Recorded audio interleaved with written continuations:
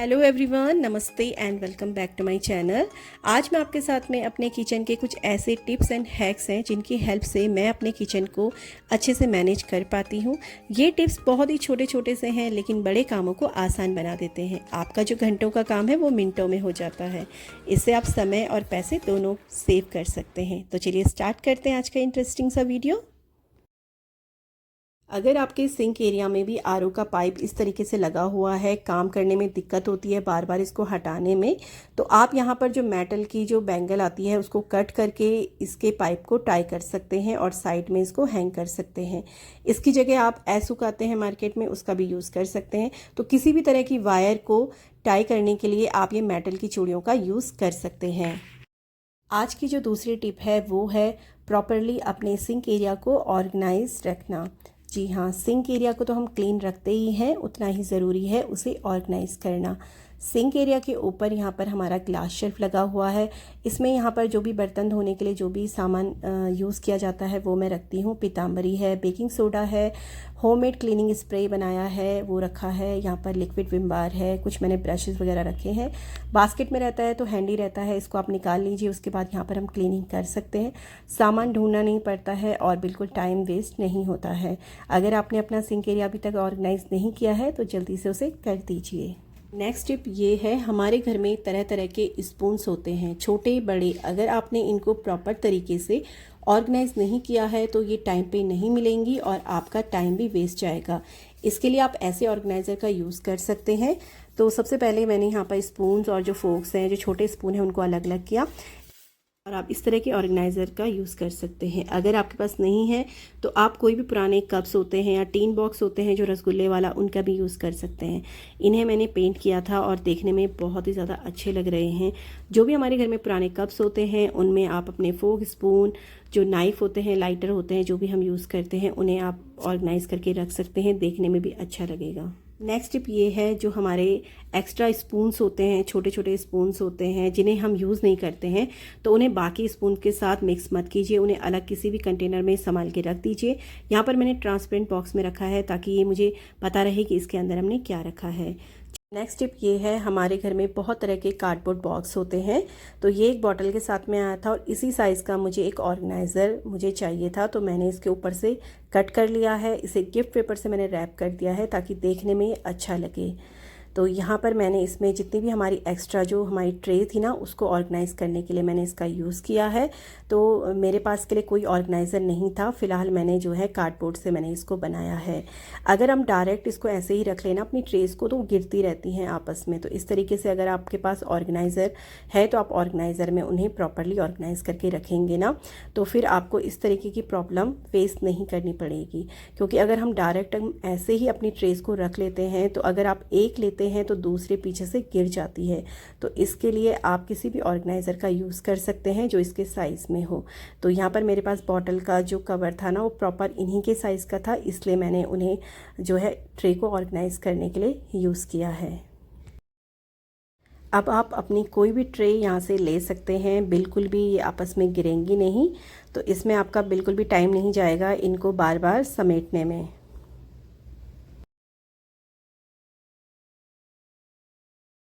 तो चलिए, next tip से पहले मैं आपके साथ में शेयर करना चाहती हूँ। मैंने परचेज़ किया है अमेज़ॉन से अगारो का grand 200 watt super jumbo sandwich maker. 1 year warranty के साथ आपको मिलता है। मल्टीपर्पज़ सैंडविच मेकर है, टोस्टिंग, बारबेक्यू एंड ग्रिलिंग आप इसमें ईजिली कर सकते हैं।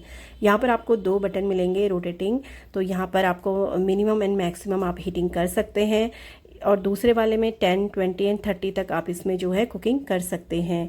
तो जो भी आपकी कुकिंग प्रोसेस टाइम होगा वो आप इसमें सेट कर सकते हैं। साइड में आते हैं तो यहाँ पर आपको एक बटन मिलता है, इसको आगे की तरफ आप इस तरीके से आगे की तरफ इसको पुश करेंगे तो जो ये सैंडविच मेकर है ना, ये 180 डिग्री में फ्लैट हो जाता है। तो इसमें आप दोनों साइड में आप कुछ भी जो है ग्रिल कर सकते हैं। यहाँ पर जो है ऑयल के लिए ट्रे दिया हुआ है, जो भी एक्स्ट्रा ऑयल होता है इसमें आ जाता है, इसको ईजिली आप निकाल सकते हैं, क्लीन कर सकते हैं। तो यहाँ पर सारा जो भी आप कुकिंग करेंगे उसमें जो भी ऑयल होगा ना, ये यहाँ से ट्रे में आ जाता है। इसका जो मटेरियल है वो है स्टेनलेस स्टील का, और अगर आप इसको परचेज़ करना चाहते हैं तो आप इसे अमेज़ॉन से ले सकते हैं। लिंक आपको डिस्क्रिप्शन बॉक्स में मिल जाएगा, वहाँ पे आप चेक कर सकते हैं। तो चलिए अब हम बनाते हैं अपने लिए सैंडविचेस। तो मैंने यहाँ पे 4 सैंडविचेस रख दिए हैं। तो जितना आपको क्रिस्पी चाहिए उस हिसाब से आप इसका टाइम सेट कर लीजिए। तो यहाँ पर हमारे सैंडविचेस बनकर तैयार हैं। बिल्कुल भी टाइम नहीं लगता है और एक ही बार में आप 4 सैंडविचेस अपने बनाकर रेडी कर सकते हैं।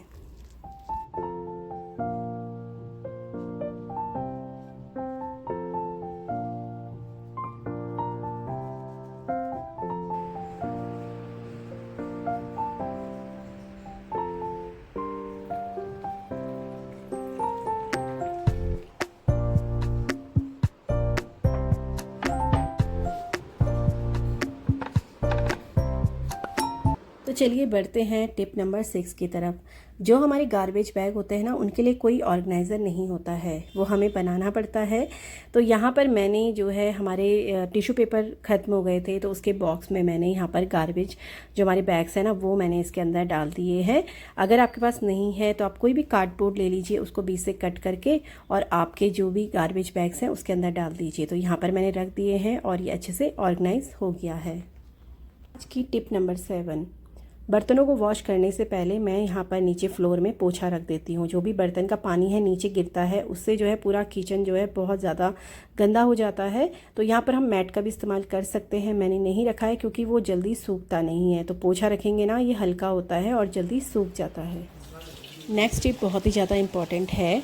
यहाँ पर मैंने गर्म पानी लिया है, 2 अलग अलग बर्तनों में मैंने इसको डाल दिया है। जो भी हमारे किचन में जो क्लीनिंग के लिए हम टॉवल यूज़ करते हैं, जो बर्तन धोने के लिए हम स्पॉन्ज स्क्रबर का यूज़ करते हैं, वो आज हम क्लीन करेंगे। तो इसके लिए मैंने यहाँ पर गर्म पानी में मैंने बेकिंग सोडा, जो मीठा सोडा होता है, वो मैंने डाला है।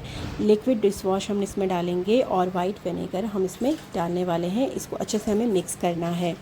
हमारे जो ये किचन में क्लीनिंग के लिए हम टॉवल या जो भी हम बर्तन धोने के लिए स्पॉन्ज स्क्रबर का यूज़ करते हैं ना, इन्हें बीच बीच में क्लीन करना बहुत ज़्यादा ज़रूरी है। इसमें जर्म्स बैक्टीरियाज हो जाते हैं और ख़ासकर आजकल बरसात का टाइम है, तो आप इन्हें जो है प्रॉपर जो है वॉश कर दीजिए। तो इन्हें मैंने जो है आधे घंटे के लिए इसमें भिगो के रख दिया है, उसके बाद हम इनको वॉश कर लेंगे। तो चलिए देखते हैं नेक्स्ट टिप। तो यहाँ पर जितने भी हमने बर्तन वॉश किए हैं उसके नीचे काफ़ी सारा पानी इकट्ठा हो जाता है। कई बार ये हमारे काउंटर टॉप में आ जाता है और कई बार फ्लोर में भी गिरने लगता है। इसके लिए आप यूज़ कर सकते हैं माइक्रोफाइबर डिश मैट।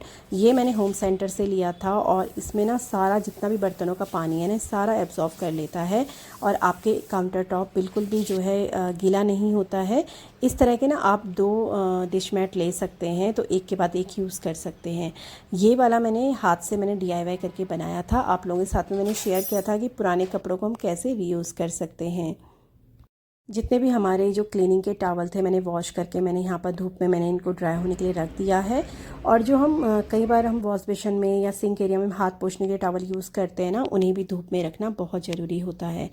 आज का जो मौसम है बहुत ही ज़्यादा सुहावना है। 4 दिन के बाद जो है धूप आई है हल्की हल्की सी, और यहाँ पर हमारे जो रोज़ हैं छोटे छोटे अभी खिलने लगे हैं।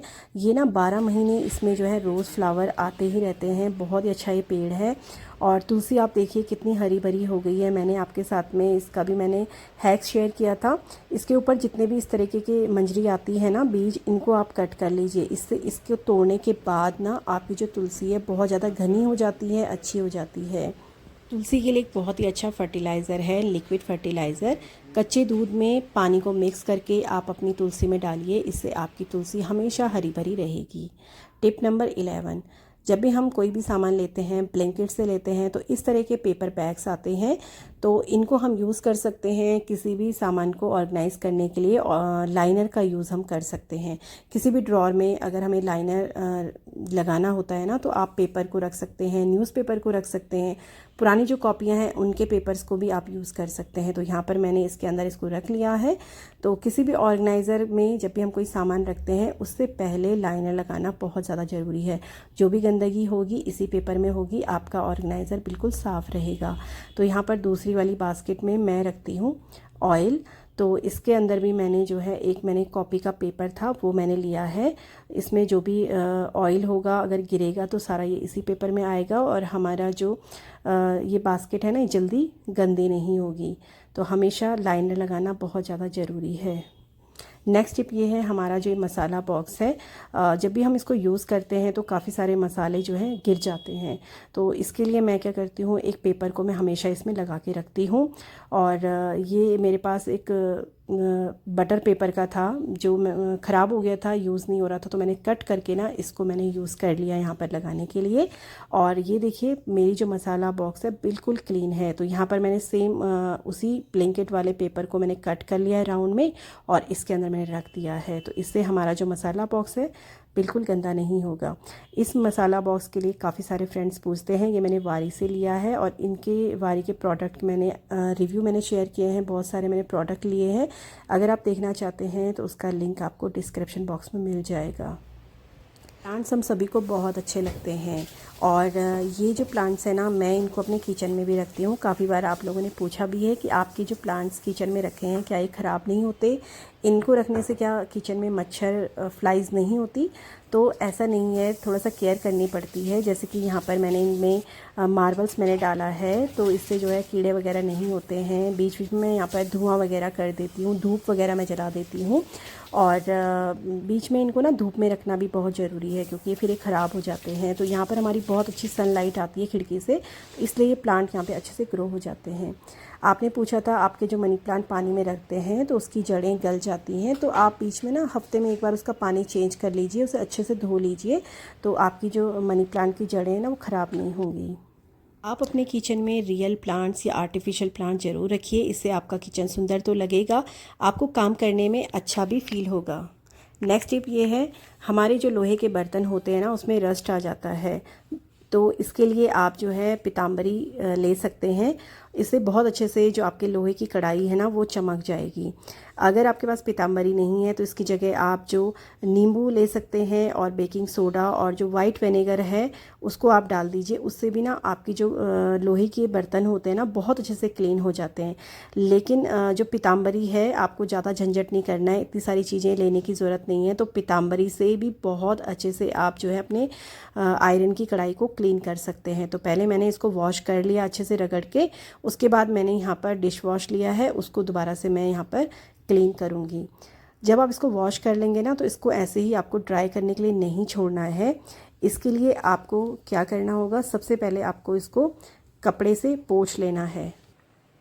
इसके बाद आपको गैस ऑन करनी है और यहाँ पर जो आपका बर्तन है उसको हल्का सा आपको गर्म करना है। इसके बाद जब आपकी जो बर्तन है वो ठंडा हो जाएगा तो आप 1 ड्रॉप जो कुकिंग ऑयल होता है ना उससे अच्छे से इसको ग्रीस कर लीजिए, फिर उसको दोबारा से कपड़े से पोंछ लीजिए और ये आपके कुकिंग के लिए बिल्कुल तैयार है। तो आप इसको 1 हफ्ते के लिए भी ऐसे रखेंगे ना, इसमें बिल्कुल भी रस्ट नहीं आएगा। आई होप फ्रेंड्स आज के टिप्स एंड हैक्स आपको अगर अच्छे लगे हों तो प्लीज़ कमेंट करके ज़रूर बताइएगा। तो चलिए मिलते हैं आपको अपने नेक्स्ट वीडियो में, तब तक के लिए bye bye and lots of love.